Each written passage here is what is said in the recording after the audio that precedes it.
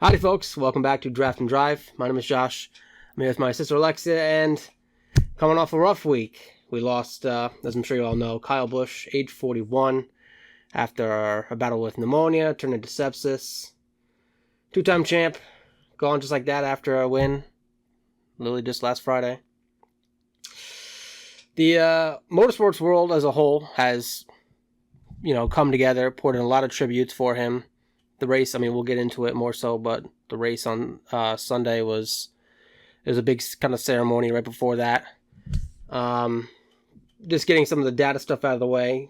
Richard Childress Racing said they're no longer going to use the 8 and going to be using the 33 car for the rest of this season, and I guess into the future. Said they will save the 8 car for Brexton when he is ready, which I thought that was very nice. Like I said, they had the ceremony on, they talked about it every broadcast, but, Sunday was the big one, which they had the Busch family, including Samantha, Brexton, Lennox, and Kurt Busch there, which I thought was crazy. You said you thought it was kind of wild that they were there. In a million years, I never would have bet that they would have come out. I kind of assumed that there was going to be, something. You remember when, the whole Bubba Wallace thing happened and everyone pushed his car to the front? Yeah. I kind of thought, and all the teams and drivers were behind Bubba Wallace, I kind of thought that similar circumstances, maybe there would be an 8 car on that hauler, and then they'd all be pushing that 8 car down pit road. And, they did that missing man formation or whatever. And so I was kind of wondering if maybe they were going to line him up on pit road and then obviously push that car back to the hauler. But yeah, I never in a million years would I have thought that Kurt Busch would have walked out with the parents, and then in a billion years never would have thought we'd see Samantha, Brexton, and Lennox. I think we were all shocked, and I think for a lot of people as well, that kind of made it real. From Thursday night when we heard to honestly up until before the Cup race started, I think it was just more shocked and stunned, it never really hit anyone.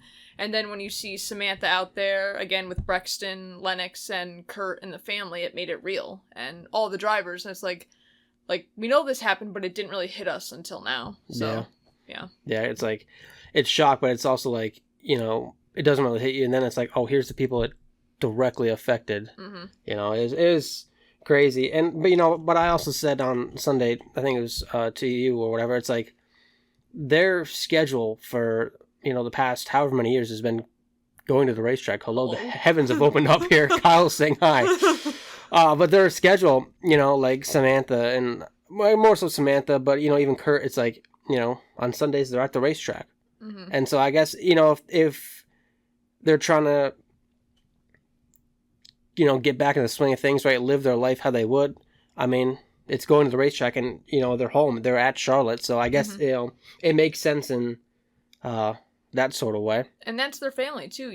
Kyle Busch was on Hendrick Motorsports. There's probably people there still to this day that was on Kyle's team when he drove for Hendrick. Kyle Busch obviously spent the majority of his career on Joe Gibbs Racing. Probably a ton of people on Joe Gibbs Racing are still there. Kyle was on RCR to finish out his career.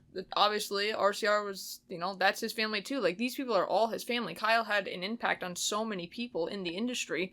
So, when you think about, where would Samantha want to be, well, you don't know necessarily, but she'd probably be with her family, and her family's at the racetrack, Rick Hendrick, Joe Gibbs, Richard Childress, and then all the teams and drivers, that's who their people are. And then with Brexton as well, he's racing against a lot of these sons of the drivers.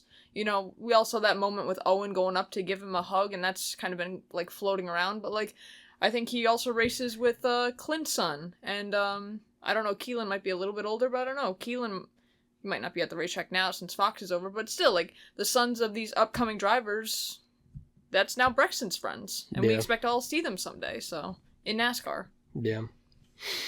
I guess I'll put you on the spot right away, but I'll give mine first. I'll let you think of it, but we had a lot of tributes, a lot of posts, really nice ones dedicated to Kyle Busch, and I think the one that I thought was one of the most impactful was Brad Keselowski's. Mm-hmm. Just his statement saying, he kind of feels like the Coyote without the Roadrunner to chase anymore. And he said that he looked forward to facing off against Kyle in the Truck Series when they both retired from Cup. So that one I was it was really nice, because especially, obviously everyone knows the history between Brad and Kyle, And he said, Brad has said recently, it kind of thought out. They have gotten along better, but... Never forget when during the intros, basically like, my name's Brad Keselowski, Kyle Busch is an ass. And that was his driver intro one year. Yeah. And that's still floating around in videos to this day. Yeah. It was nice. He went above and beyond, which I think he didn't have to, especially, considering their history. But did you have a favorite one that you thought was... I mean, that one was good. Austin Dillon's, saying that it was his favorite teammate and kind of, recapping how that came to be. Everyone probably remembers the infamous fight between Richard Childress and Kyle Busch. And my watch. Yep, hold my watch. And then, coming together to, does Richard Childress want Kyle on the team? Kyle was like, probably not. And then Richard Childress was like, does Kyle want to be on this team? Probably not. And they came together and two forces, somehow it worked. So yeah. And then Austin Dillon, like I said, saying it was his favorite teammate. So that was a really probably tough one to see, but it was a nice post, Yeah, that's kind of crazy though, him saying that Kyle Busch is his favorite teammate, because remember in the Now O'Reilly series he was teammates with his brother. Ricky Stenhouse had a nice post too, and everyone's probably going to think back to the fight, but Ricky Stenhouse had a really nice post too for Kyle. Mm-hmm. Yeah.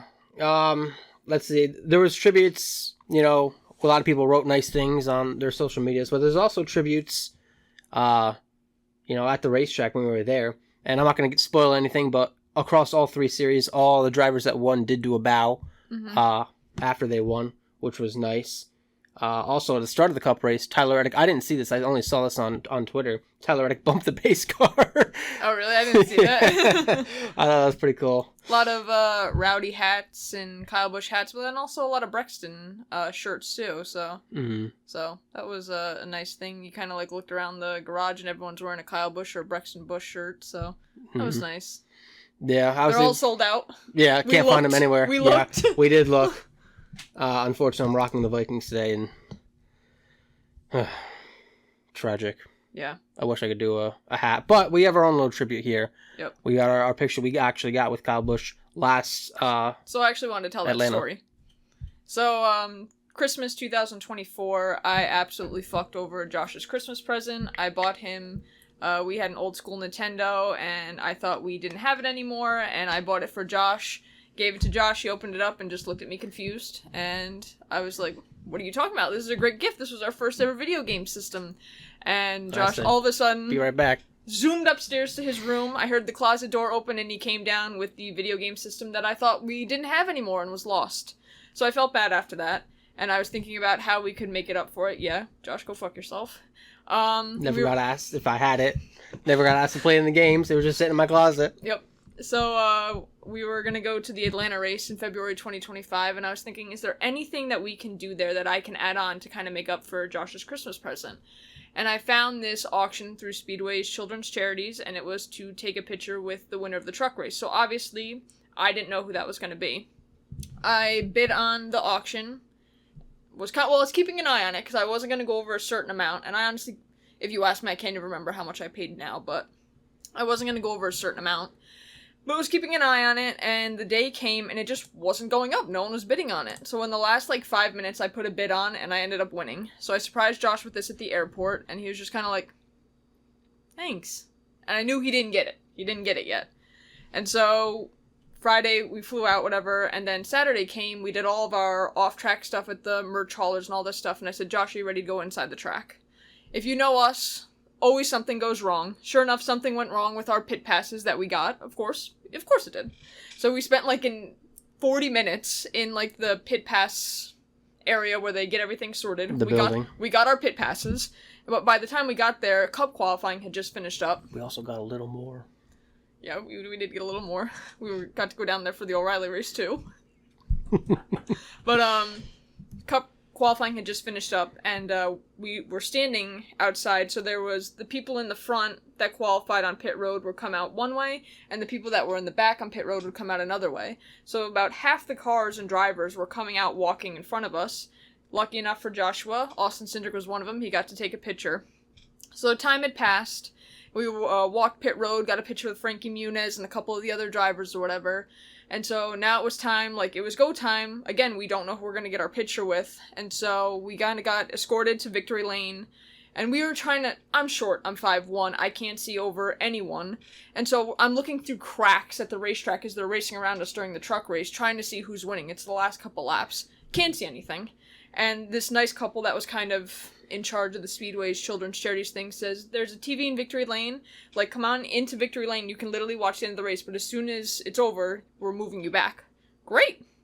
So, coming down to the final couple laps, it's between Stuart Friesen and Kyle Busch. And where we live, Stuart Friesen races almost every Saturday, 30 minutes from us. We could get a picture with him at any time if we want to. And we're like, Stuart Friesen, nothing against you, but please do not win this race. Like, we can get a picture with you at any time. I did not pay X amount of dollars to get a picture with someone that I could go drive 30 minutes and get a pictures with. And we're like, Kyle Busch, like, that's a Cup driver. That would be huge if we got a picture with him.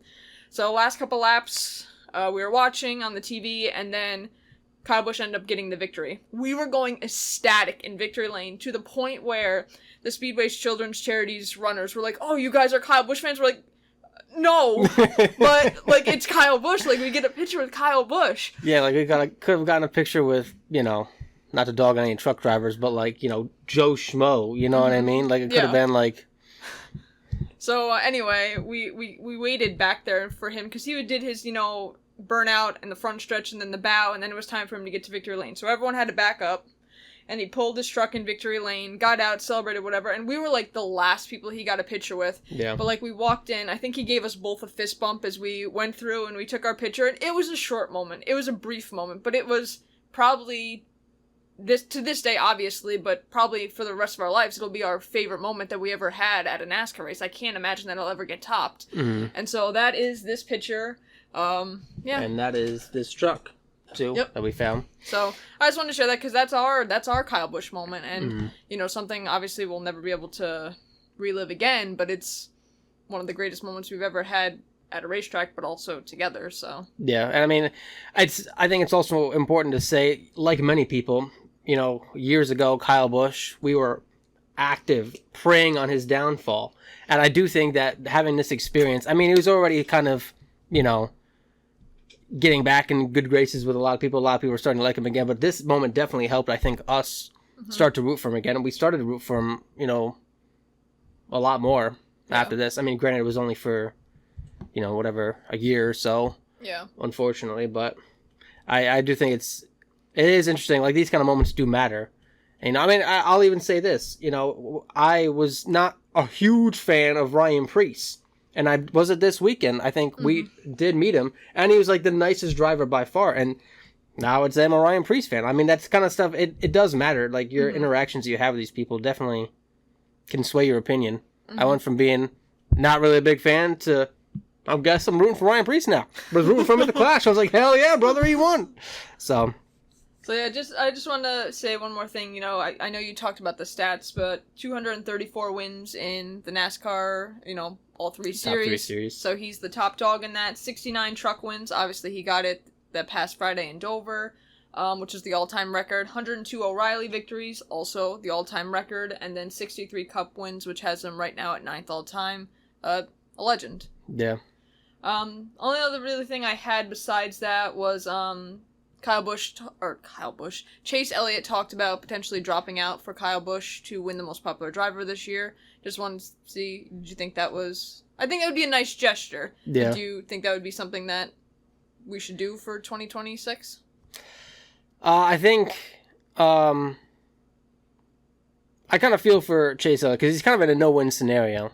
And I think he would have done it probably anyways. However, a lot of people were talking about it before he even mentioned it. So at that point, he's kind of in the box of like, what are you going to say, no? You know what I mean? But yeah, I think if he did, it'd be really cool. Mm-hmm. And I expect him Kyle Busch probably to win. Mm-hmm. And I think that'd be kind of cool. Be one last award. Last victory. One last award besides the pole award that he got for the Truck Series. I can't imagine that he's never won it before, because it went Dale Earnhardt Jr. and then to Chase Elliott. So you never in a million years would have thought Kyle Busch would win the most popular driver award. Yeah, and I think he was, what was it, last year? He was like in the top 5 they announced, and like I don't even think that had ever happened before. So that'd be cool for him. But and then the only thing I had was potentially him getting launched to the Hall of Fame to be in addition to those who are already making it for 2027. If you thought that was a good idea or bad idea. I am indifferent in that, so I think that's a nice gesture, but I also think that it would be great that he could be unanimous and get voted, the next year or a couple of years. I think there's a waiting period usually, but yeah. I think it would be great for him to be voted unanimous, and I don't know, I'm kind of indifferent to that. I go back and forth, because I think it's a nice gesture, but also I think everyone in the room would think would vote for him, so. Yeah, well, I guess to that point, I would say, I think you say everyone would probably vote for him, and I think it should be a unanimous vote. However, remember Jimmy Johnson was not unanimous, 7-time champion, and he was widely considered to be one of the nicest people. Kyle Busch, who has had prickly relations with the media at times. Do you really think people who have the Hall of Fame vote, whoever didn't vote in Jimmy Johnson is probably not voting in Kyle Busch, is my thing. So I don't know if it would be unanimous, even though I think it probably should. But I also do think, I did see this, and I do kind of agree that if he does get, put in this year, then it'll kind of take away from, Larry Phillips, Kevin Harvick, and Jeff Burton, because it's easier to celebrate someone who's no longer here. You know what I mean? Mm-hmm. As kind of sad as that might sound, it's just going to become a Kyle Busch remembrance and celebration, which he should absolutely have his flowers, but, I do think it would come at the expense of Harvick and Burton and Larry Phillips. Mm-hmm. Yeah. So I would say I don't know how I feel about it. But if he does get in, if they do put him in here, obviously it'll be deserved. So that's not really the issue. Well, the show must go on. I know there's a lot of talk if we should postpone this weekend. They didn't. I agree with that because I think Kyle would want us to race. Mm-hmm. I am ready to jump into O'Reilly if you are, but if you have anything else you want to add on. I'm ready to jump in. Actually, I only had one more thing to say. It was my favorite Kyle Busch quote over the radio. Wrecked bucket of fuck. Starting with O'Reilly. Justin Allgaier starts on the pole. Oh, did you want to do O'Reilly? Doesn't matter. I usually do it. Go for it. Alright, so Justin Allgaier's on the pole. Lap 2, Harrison Burton spun and brought out the first caution of the day. Contact with Jesse Love forced Harrison Burton to spin. There was a competition caution at lap 26, but then there was a big red flag for a rain delay. Rain was the story this weekend, and we can touch on that at the end, but let's hold it for now. Stage 1 winner was Connor Zilch when they got back racing. Lap 52, caution. Sheldon Creed gets into the back of Brandon Jones, triggering a multi-car crash that included Brent Cruz, Harrison Burton, Jeremy Clements, Kyle Sieg, Brandon Jones, and Sheldon Creed. Lap 61, caution. Sam Mayer hit the wall hard. Lap 73, caution. Dawson Sam blew an engine and there's fluid all over the track. Several drivers hit that fluid and hit the wall afterward. The drivers were very upset afterward, thinking that should have been a caution earlier. Stage 2 winner was Ross Chastain, but after that we would no longer be racing because rain came back. So Ross Chastain was declared the winner. My race pick was Corey Day. He ended up getting 5th place. Who did you pick for Charlotte? I picked Justin Allgaier, who was strong early on, but then I think he got... I don't know how he wound up 29th place, but he wound up 29th place tragically. And so, obviously, because of that, you were going to get to pick first. So we're going to Nashville. This is kind of probably like a little bit of a sentimental vote, but this also goes along. My good surprise was RCR. I think they had something to race for, and I think they both really wanted to win for Kyle. They were my good surprise this race. They were both, especially Jesse Love, who was pissed after the race that he couldn't get the victory, and I think he's, again, got something on his back, something to prove. He's my pick for Nashville. Jesse Love for Nashville. I like it. My race pick is going to be Sam Mayer. He was strong at Charlotte before he smacked the wall. He was good at Nashville last year.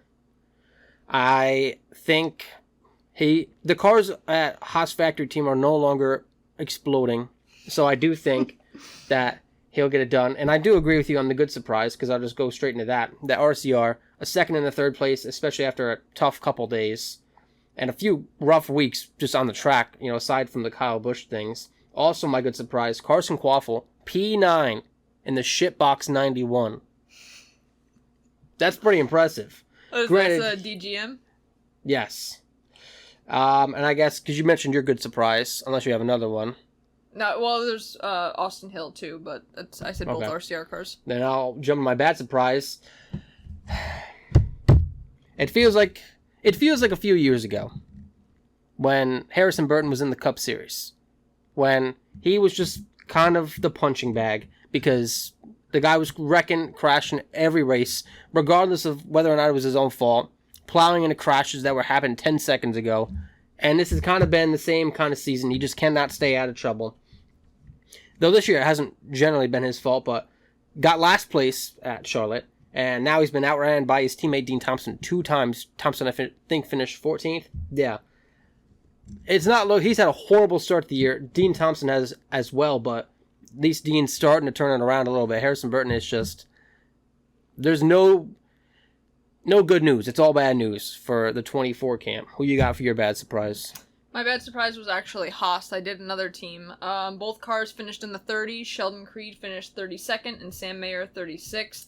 Both were involved in crashes, but just a horrible day for Haas. You kind of expect them to run more up front, and Sam Mayer needs to get these good runs because he is right on that bubble for that chase line. So, starting to get nervous for Sam Mayer. He would be someone that I would put in easily to the chase when I made my picks earlier this year, and yeah, starting to get a little nervous for him. I just want to bring up Harrison Burton too. When I think about Kyle Busch and when I think about races, I always think about the Harrison Burton race because that is one of my all-time favorite finishes with what was it, 2024 Daytona? Yeah. Coming down the line, it looked like it was Kyle Busch's race to lose, and then Harrison Burton ended up getting that last, or he really got a push from Parker Retzlaff, and kind of skyrocketed by him, and then the commentary from Lee Diffie going at the end, "Jeff, your little boy has done it! Harrison Burton wins at Daytona!" And then you look now, and at that moment, I was just like, wow, like, I would be so happy with either driver that got that win. If it was Harrison Burton, first ever win, he got knocked out of his ride, was going down probably at that point to O'Reilly. And then Kyle Busch, he had that winless drought, and he still didn't win since then, so I just think of that victory when you talk about Harrison Burton. That's what immediately went in my mind. He's still riding off that high, unfortunately, because that's been the only high he's had in a while. Well, I think that helped him get a ride in O'Reilly, Harrison Burton, and then he swapped teams this year, and thank God he did, because AM Racing now has closed their doors, so maybe he knew something we didn't, but I kind of expected him to be a little bit better than he's running. He raced in Cup, and while it wasn't pretty in Cup, I just thought he'd be a little bit better, and I don't know. Yeah, still a Cup winner. Regardless of how he did, at the end of the day, it's never going to be 0 for. It's always going to be at least 1 for however many races he ran. You ready for Cup? I'm ready for Cup. All right. Qualifying rained out, which means Tyler Reddick started on the pole. Josh Berry spins on his own, bringing out a caution. A little later on, Austin Cindric gets loose and hits the wall. Connor Zolt flies in, spinning out, crashes into Cindric, ending, I believe, both of their days. Let's see. Chase Elliott then does the same exact thing, spinning on his own, hits the wall. He is done. No one else is involved. Kyle Larson will go on to win stage number 1. No notes for stage number 2, except Denny Hamlin wins stage number 2. Let's see. Catherine Legg doing the double. Didn't do much of the double because she crashed out early during the IndyCar race. However, she was here on time. It meant for the Coke 600. And she crashed out during, not her fault, but crashed out during the lap honoring Kyle Busch, lap 18. It was a moment of silence, and then she crashed, and they're supposed to have a silent lap, and now all of a sudden they basically have to go, trouble! And they're like, ooh, really wish you couldn't have waited one more lap. Yeah. Again, it wasn't her fault. She made a nice save during the Indy 500 to not save, but she avoided hitting the guy. Avoided hitting the guy head on. Hurting him, maybe. Hurting him or hurting her. So it was a great last second turn that she did, but just the worst lap you possibly could have done it on. Yeah. She had the best save that wound up in having a total race car. Yep. But she lost a wheel. Caution comes out. And Christopher Bell winds up winning stage number 3 after a great battle with all of JGR cars finishing 1, 2, 3, 4. All of them in the fight for stage number 3 win. Let's see. Ross Chastain clears himself in front of Ricky Stenhouse Jr. Stenhouse then clips Ross, who slams into the inside wall. Ross is done. Chase Briscoe tries to go 3 wide, but Chris Buescher tries to block him and gets hooked. Buescher, Preece, and Briscoe all involved, all of them I believe Briscoe was done. I don't really know, but I think Priest was done. I don't know about Buescher. With 48 laps to go, we get a caution for Lightning, but just kidding. It's fine now. Apparently we can do that. If we have a meteorologist on site saying, actually, let it rip. So, thanks. Then they go, they get a couple cautions for light rain starting and stopping, and then it started pouring. They put the cars down on the pit road. I went to bed, woke up, and the person leading was the same exact person, because that's when they decided to call it. Daniel Suarez wins the Coke 600, even though it wound up not being that. All races this weekend shortened with rain, which will be it's just supposed to be the greatest day in racing, and rain is always a factor, especially for NASCAR. It seems it's always a bit tragic. And I guess my race pick, I'll go straight into it. My race pick for the Coke 600 was Ryan Blaney, who finished 7th place. He was solid all day long, but never quite a contender with the JGR cars. It was kind of just a quiet, take your points kind of day. Mm-hmm. Who would you have for your race pick for the Coke 600? So I had Kyle Larson. He ended up getting 5th place. A good rebound for him. Really needed that. I think he crashed out of the last 3 races. And one thing about Kyle Larson is, I'm going to kind of go a little bit out of the order, but my bad surprise was Hendrick Motorsports, except for Kyle Larson. Hendrick Motorsports, William Byron ended up getting 9th place, but he was nowhere to be found all day long. Alex Bowman, also nowhere to be found all day long, 17th place, and then Chase Elliott got into that wreck, 37th place.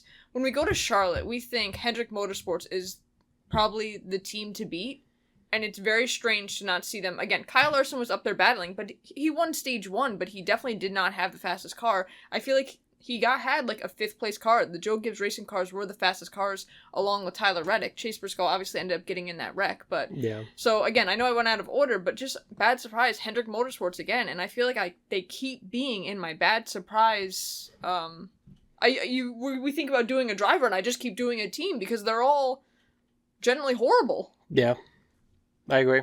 You want to do your bad surprise first? I might as well do my bad surprise. My bad surprise was Austin Dillon.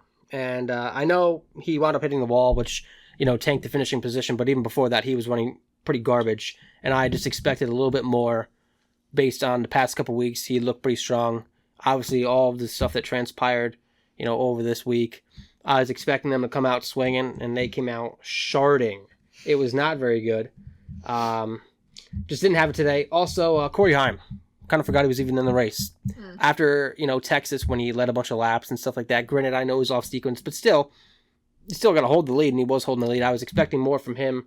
Like I said, I forgot he was in the race. Was expecting more. But, I guess I'll go in my good surprise. Yeah. Might as well. Shane Van Gisbergen. Crazy.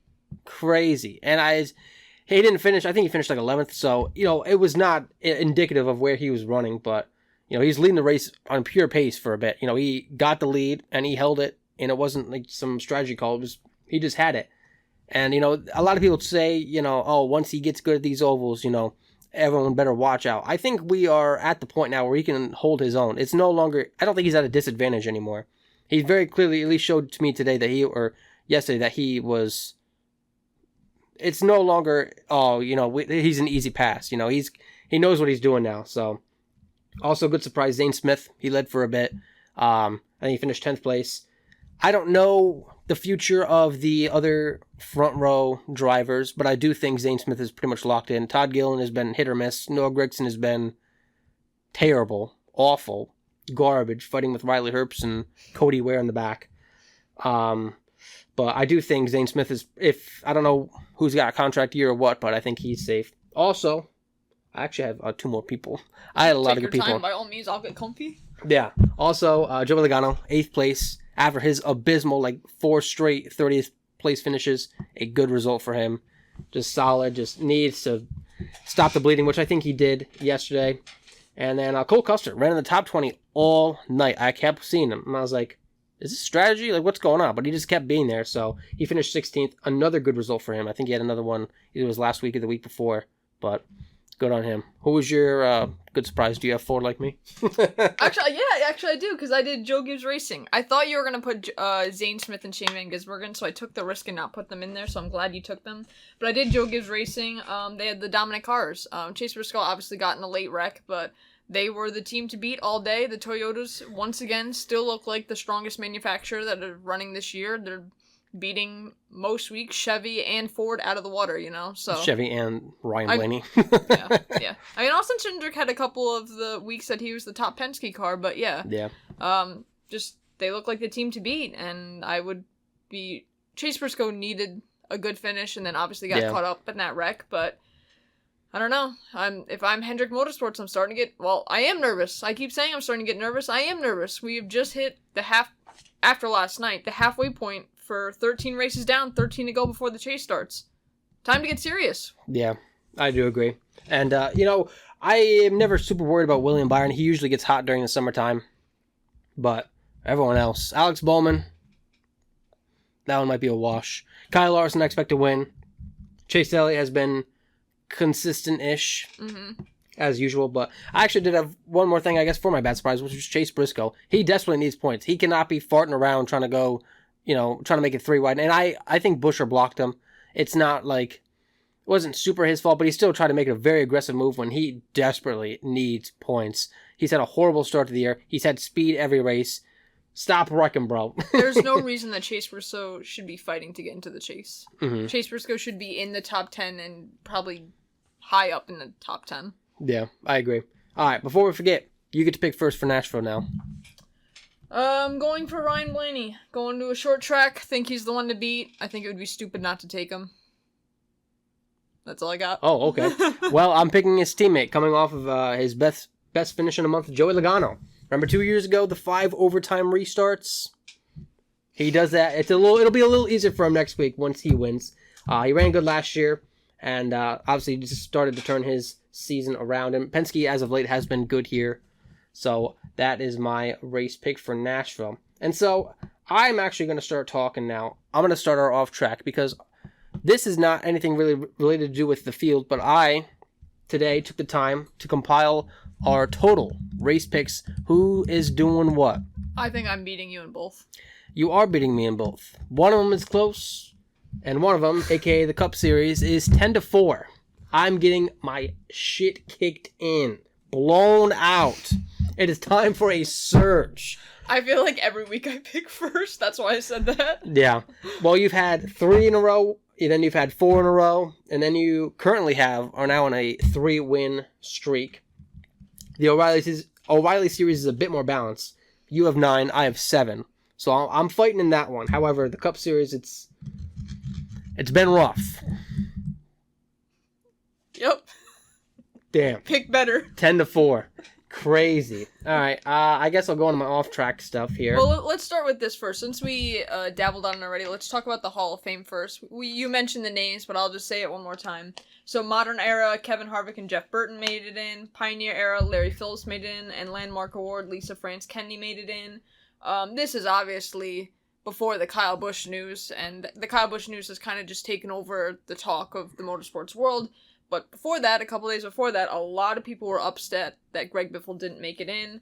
When I made my votes, I went with those 3. I went with Kevin Harvick and Jeff Burton. I honestly cannot remember who I did for the Pioneer Era. I don't know who Larry Phillips is, but I don't think I was alive when he was doing anything. Nothing against him. I just don't think I was alive. Yeah, we're just not old NASCAR fans. But I agree with this vote. I was worried that it was going to be a sympathy vote. I do agree that he needs to make it in. I just thought Jeff Burton, with all he's done with safety, just, in my opinion, made him... Besides Kevin Harvick was the top guy, made Jeff Burton the second guy. I don't know if you remember who you picked. I don't remember who I picked, but I do think I like the picks. Mm-hmm. I think Jeff Burton, I think a lot of times things get weighed of who is doing stuff around the sport and who is not. And Jeff Burton, he's on NBC. I think he was, or maybe is like something aligned with like the Drivers' Council or whatever it is. He's been around. He's still around. Whereas Greg Biffle, I know, he had a couple pop-ins last year or it was maybe the year before with the hurricane stuff, and they brought him on.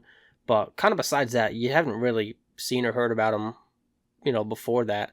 So I do think a lot of that probably is what weighs these things of who is still doing stuff. Kevin Harvick, obviously now in the booth, for the past 2 years. Obviously, I mean, he was kind of a given because he's a champion. It's like, what are you going to do? Not induct him? But for Jeff Burton, I think it was a little bit tougher, but I do think the off-track stuff, what you're doing nowadays and stuff relates. I think, too, a lot of people were upset that Greg Biffle, they heard, wasn't ranked number 3. I believe it was Neil Bonnet that was ranked. I think it was Neil Bonnet. Now I'm wondering, but I think Neil Bonnet was the driver that was ranked 3rd in the vote. So I think a lot of people were upset that Greg Biffle wasn't number 3. And again, I kind of want, there's, I think, some sympathy there, and I get it. Greg Biffle should make it in. Neil Bonnet should make it in. Like, these people are 2 people that deserve to be in the Hall of Fame. I get that, but there's next year. Like, we don't have to put them in the first year they're in. Now, will Kyle Busch make it in?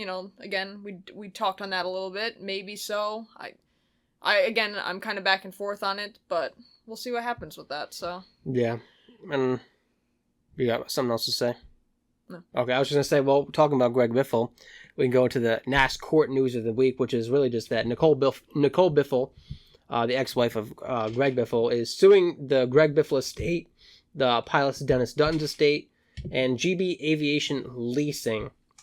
I'm not going to comment too much about this because I don't know a ton of how this stuff works, but I've seen some people say that maybe that's just a way to get insurance to pay for certain things or whatever, but it's just, to me, it's just sad on society that there's always got to be a lawsuit related to anything. I feel like there's a sue battle going on, too. I feel like Greg Biffles are suing the Duttons. Aren't the Duttons suing Greg Biffle's estate, too? So it just seems like it's kind of becoming like a sue battle. Like, they're all just suing each other, and again, it's a tragedy, and all these lives were lost, but it's just, like, kind of like what you said, it's sad that this is becoming just a whole big legal thing now. Yeah, I mean, it's kind of the opposite of what, I mean, obviously I know it's early, I'm sure things will probably happen, but just because of the way the world is, but, it's kind of the opposite of what happened to Kyle Busch. Kyle Busch his passing has brought, like, the entire community together, and it seems with the Greg Biffle, passing with, the Duttons and whatnot, it's pitted everybody against each other, which is, I think, is a bit sad. Justin Allgaier said on Sirius XM that he planned on retiring after this year, but that may change. I hope he comes back. He's been the godfather of the O'Reilly series for years now. And he's been the guy, if you want to win the race, pretty much you have to go through Justin Allgaier. He's a good mentor in the series, and I hope he comes back. And that's all I got for my off track. It was a pretty short weekend, so what do you got? Wow, that was quick. Yeah. Well, we already touched on Catherine Legg, so I don't know if we ended up saying the positions, but she finished 33rd in the Indy 500, crashed on lap 18, like I said, no fault to her own. And then Coca-Cola 600, I forgot to put in the finish, but she lost a wheel. I know she was in the back. Yeah, so she was like 12 laps down at some point. So she, first woman to try to complete the double. Obviously, it didn't go the way she planned. I watched the post-race broadcast, Prime broadcast, and they interviewed Catherine Legg, and you could just tell she was defeated. And but she's racing in equipment that sucks. Yeah, it's garbage. It's also no fault to her own. Like, I think it just was more of like a day of survival. And obviously, again, Indy 500 didn't go as planned. Coca-Cola 600 didn't go as planned. But it was also her first race at Charlotte. So, not to say that maybe she'll do it next year. Who knows? But, like, would love to see her do it again now that she's has some experience at Charlotte. Mm-hmm. It has to be better than the Indy 500 that she did yesterday. So, we'll see. Maybe she can do a little bit better in both next year. Yeah, I just wonder, because I know she has a ton of, like, stock car experience and whatnot, but, like, she has sponsorship with Elf. And so I just wonder, like, is, Live Fast Motorsports, is that the best that she can get? Like, you're telling me there's no anybody else who, like, like a RCR or something like that. They put Cletus in the car. You know what I mean? Catherine Legg would be, obviously it's probably not exactly on brand for RCR, but I think, it'll, I don't know. I think there's other opportunities that have to be out there if she has sponsorship, which is always the hard part. She has the hard part done. So to me, finding a ride that's, will not have the wheels come off, literally, shouldn't be too difficult. I also don't know if she's tied to a manufacturer, but I feel like RFK would be a good spot for her too. Mm-hmm. Like, Brad, they had that fourth car in, or they were trying to get the fourth car in the Daytona 500 with, who was it, Corey LaJoie? Yeah. And so, like, I feel like it'd be a good spot, too, because I think Brad Keselowski would be a good mentor to her. Mm. You know, could be, like, a year experiment of trying to get everything in line, and Brad Keselowski can try to mentor her as best he could for that year. At Charlotte, she can get mentored with, I don't know what team she raced for in the Indy 500, but I feel like that'd be a really good pairing to try to redo it again next year. Mm-hmm. Or like a Project 91 with Trackhouse. Trackhouse loves to do that kind of stuff, like crossover stuff. You know, they have the MotoGP team, so just another option out there I think worth exploring. We already talked about RCR to run the 33 the rest of the year. Marty Smith will join TNT Sports for the 5 upcoming NASCAR races starting in June. I just think that's a great hire. Yeah.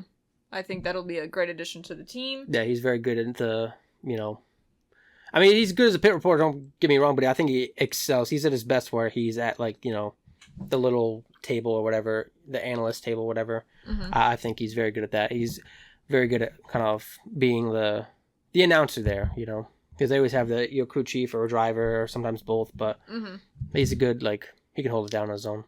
Last thing I have, it was the first week back on Prime, and they came into... So I was telling Joshua, I listened to the Dale Jr. download, and on Wednesday they had a guest podcast with Steve Letarte and Adam Alexander, and the mood was just so high in that podcast. Like, I'm so excited we're back, we got all these ideas, but we also want to keep it as close as possible to last year because everyone liked it.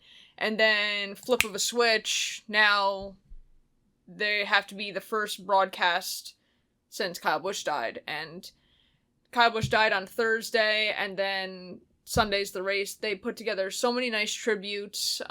They had one with Dale Earnhardt Jr. that I think is really popular, and with Kyle Busch driving around the track after he won the championship and showing that, montage of videos or whatever, but I just thought that we should kind of give them their flowers, that they had such a great first broadcast back with how shitty the situation was. I just wanted to see if you had any closing thoughts on that before we wrapped up. Yeah, I mean, obviously, they're the gold standard right now for NASCAR coverage. But, I did see a lot of people say that it is kind of reminiscent of Fox after Dale Earnhardt died. It was like their first broadcast. And granted, Prime has had a season, a whole year. But granted, it was only 5 races. They had, small sample size to go off of for the previous year. So coming back in and just swing for the fences, and I think they nailed it. It had to be hard, and everyone, it had to suck, you're so excited, you're like, all right, here we go, we're about to start our slate, and then, the vibe is just, on the floor, because,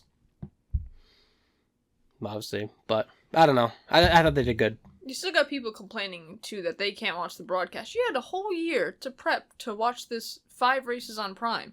Most people have Prime, 1, and 2, they offer a free trial, and they're like, I can't figure out what channel the race is on. What channel's Prime? And you're like, what? You couldn't have researched this in the year span? You already had a year to figure it out when they announced it. Well, they announced it 2 years ago. Yeah. And you can't figure it out in 2 years? And I understand some people can't afford it, but again, they offer a free trial. I think it's harder, for us personally, because we don't get Fox where we are. It's harder for us to find the race on Fox than it is to find it on Prime, because Fox, it could be on Big Fox, it could be on FS1. Mm-hmm. If there's any sort of weather, they'll probably kick us off to FS2, which we're like, are we streaming it? Is it on cable? Prime, it's in one spot, and I like that. And I think a lot of people wish that Prime had the whole year. I wouldn't be opposed to that, but we'll see. That's all I got. That's all I got. Folks, somber episode here of the Draft and Drive podcast. We said we'd finish up eating a pack of M&Ms in honor of Kyle Busch. I can't get these goddamn things open. Okay, I got it. Bad nails. Bottoms up, gamers.